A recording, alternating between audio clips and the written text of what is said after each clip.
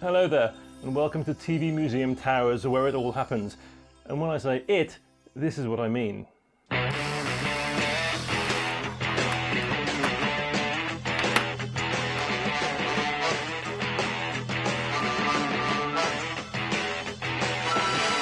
This is an average day in the machine room. Actually, that's not quite true. This is an average day when I'm replaying Philips tapes.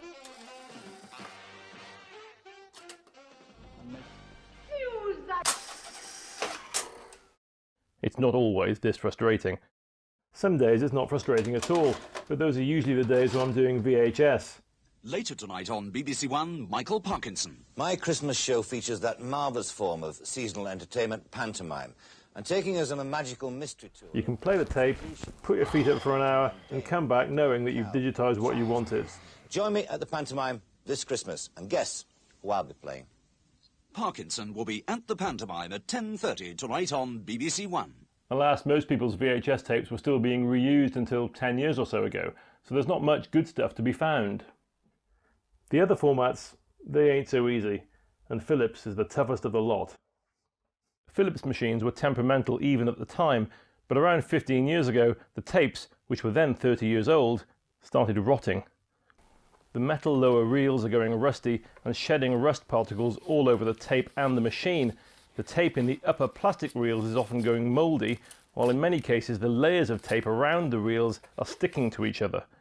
Tapes often need the moisture baked out of them, but if there are particularly sticky bits, the tape will snap when you try to play or rewind it and has to be repaired. And after all this effort, what do we get? A deceptively tranquil scene which conceals a Caribbean mystery for Joan Hickson as Agatha Christie's amateur sleuth, Miss Marple. 1989? After all that effort? 1989 stuff is 10 a penny on VHS collections wherever you look. So why do we do it? Well, this is why. Every now and again I'll find something worthwhile. Here are some little gems that have turned up in the past year on Philips tapes. They'll look nice around the house and even better when there's something in them. Would cost you £160. A number of Sale of the Century clips have shown up from the mid-70s. That was one of many interesting clips recovered from the collection of a man who lived in Salisbury, alas no longer with us. And the clips only exist because he was, how can I put this, an admirer of the female form. In this spacious hammock, and put off the gardening you should be doing today until tomorrow. Usual price, We'll need the teletext information to date these episodes, but almost all of them are missing.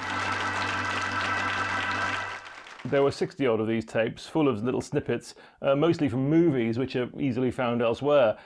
I've not catalogued all the tapes yet, but coming up is a lovely little extract from an ITV comedy show from the mid-70s featuring Norman Wisdom. Round the jinx, all round for...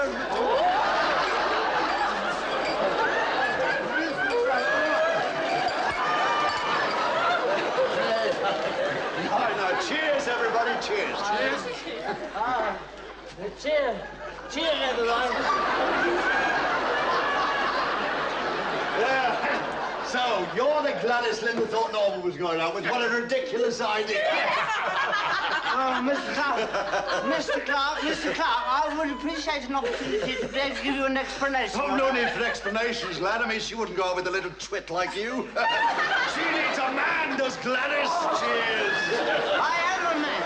I am a man. Well, this party's getting a bit dead. Let's have some, some real music. I am a man.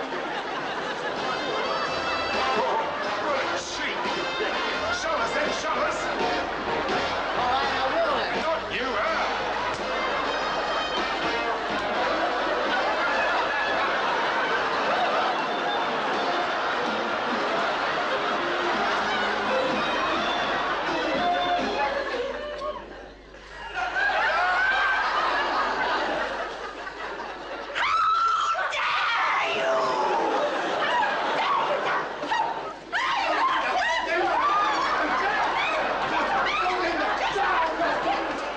It was only recorded because our salacious friend took a shine to the actress Jennifer Guy. But with all 20 episodes of the series missing, believed wiped, the extracts recorded on this tape are all that's known to exist of the entire series. Unsurprisingly, our friend in Salisbury was a fan of Pan's People, and although it's yet to be confirmed, this short routine from Top of the Pops appears to be from a missing edition.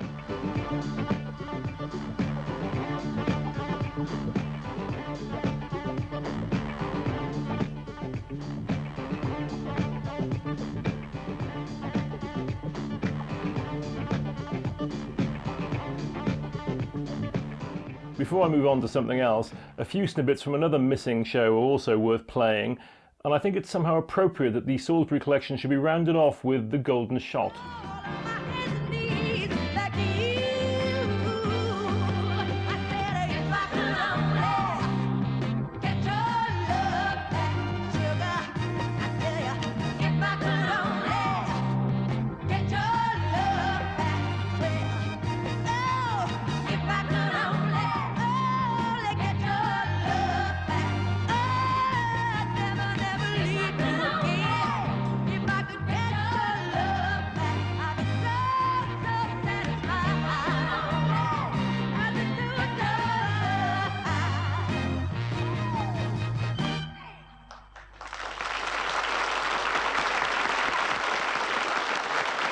In it to be used when he and Queen Victoria opened the exhibition. Being a crystal palace, the thieves could see where he'd stowed them, so they stole them, which goes to prove the old saying, people who live in glass houses shouldn't stow thrones.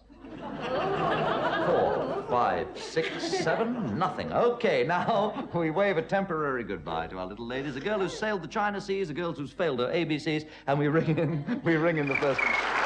This contestant has scored 100, a bullseye. 100 for Leslie.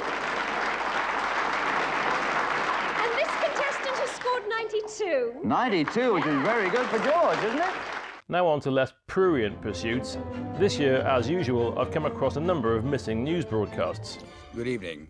There's been an attempted assassination in London of a former Prime Minister of Iraq. General Abdul Razak al-Naif was shot in the head as he got into a taxi outside a West End hotel this morning. I found a clip from Nationwide featuring Noel Edmonds in 1978. What about fuel, though, Noel? I mean, how are you going to go on for fuel? Because the fuel inside that boat won't last right across the Atlantic, will it? Yes, I mean, I'm being flippant about it, but I'm going to take it very, very seriously. I'm going to do some training for the thing and learn about these boats. And there are a number of measures being taken. In fact, there are 3 plans for refuelling. Yeah. Which are being worked out at the moment. I don't think Ray's able to say which of the methods are going to be used. But you're pretty confident you're going to do it, are you? I mean, you're happy you're going to. To be honest, I wouldn't be spending my summer holiday messing about it if I didn't think it could be done. I've known this man now for 24 hours, and now maybe I'm not so sure, actually. May I wish you both all the very, very best. Thank you very much. Very much to you both. Super. This 1977 edition of Clapperboard has shown up, in which Chris Kelly pays tribute to the recently departed Bing Crosby. We don't normally go in for obituaries in this programme, but Bing was such an exceptional entertainer that we felt his death in October should be marked. The books disagree about his date of birth. He himself said it was May the 2nd, 1904, so let's take his word for it. The place we can be sure of. It was Tacoma, Washington State. Bing went to university, but what he really wanted was singing right from the start. In 1921, he got together with Al Rinker in an act with a far from catchy name, 2 boys on a piano singing songs their own way, or as they put it in their advertisement, own tuxedos go anywhere. They were spotted by the best-known band leader of the day, Paul Whiteman, who put them under contract, teamed them with Harry Barris, and rechristened them the Rhythm Boys. And that's how Bing's first feature film appearance came about. The year was 1930, and the film, King of Jazz. Plus, of course, the real pride in our collection. Trouble ahead for Blake 7 tonight at 7:20 on BBC One. The hundreds of continuity items we come across every year. That's what life is all about. Well, it is for us. And now, to get you in a festive mood, we found the BBC startup from Boxing Day 1981. It included the clean music which the corporation used that year for its Christmas presentation, which you can enjoy along with a few of the BBC Christmas idents we've found in recent years, which aren't currently known to be in the archives.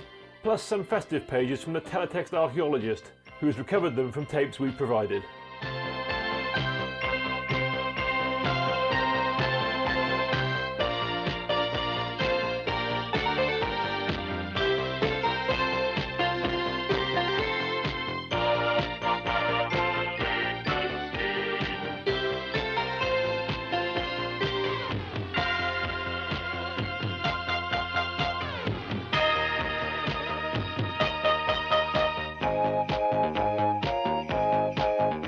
with Christmas just around the corner, here's a festive little offering from Southern TV in 1976.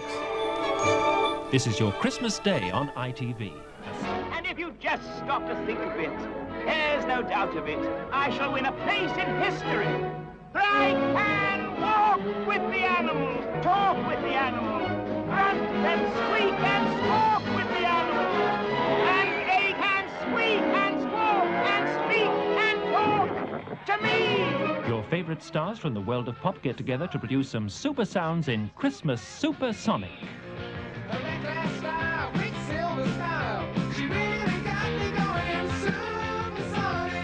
Everyone's rushing to get a seat for the school outing in the film Please Sir. Now come along, we're an hour late if it is. Mr. Hedges, please. Oh, blimey, here comes a bolshy ballet. All right, have a good leisure. In someone's infested mood, it's St. Nicholas Parsons. That's right. It's going to be a real St. Nicholas celebration on our Christmas Sale of the Century. Special guests, special prizes, and I'm going to be even more of a Santa Claus, or Nicholas, than usual. Gliding onto your screen this Christmas Day, world champion ice skater John Curry in his own spectacular show.